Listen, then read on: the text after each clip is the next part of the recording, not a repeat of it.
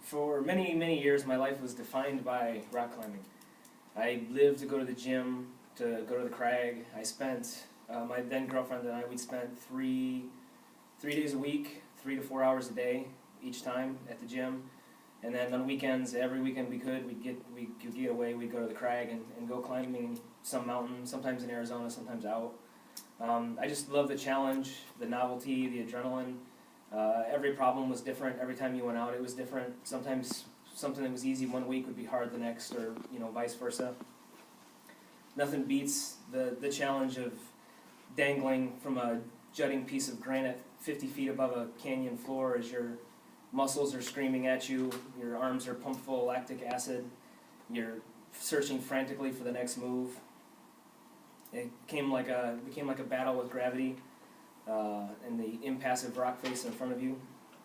It was, Kevin versus rock every day for as many days as I could get it.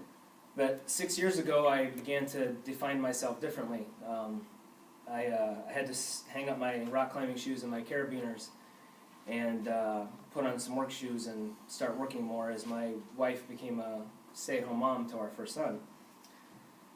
And so it's not as much fun, it's not as cool sounding as the dashing, daring, and death-defying rock climber that I had defined myself by for so long, but there were highlights. I love my son, and my second son was born a few years later, and I don't regret a minute that I spent being devoted to them and defining myself by my new role as their father and provider of the family. But after a few years, I realized that I wasn't exactly happy. I was different. I was getting kind of pudgy. I felt like I was getting kind of boring. I'd kind of lost my edge. So I had to find something else, something for me.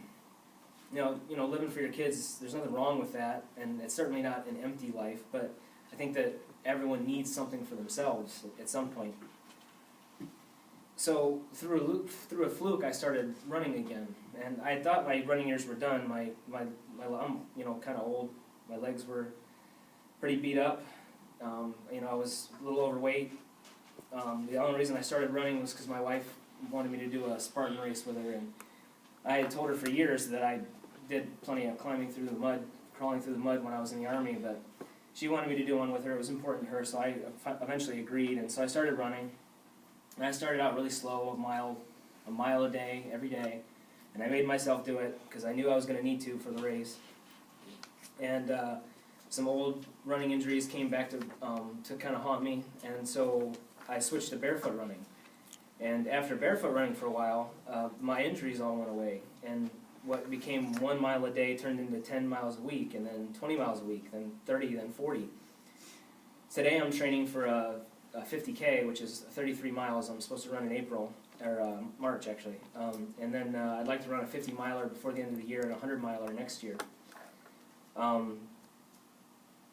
Like I said, I don't regret living for my boys, but I relish the spark that running's reignited in my life. And although I don't define myself any longer as a death-defying rock climber, now I can define myself as the crazy dumbass that runs all the time. So I'm here in COM 225 to learn to more eloquently and efficiently say to you that you need to find a passion in your life and embrace it for all you're worth. And do that not for somebody else, do that for you to find fulfillment in your own life. Thank you.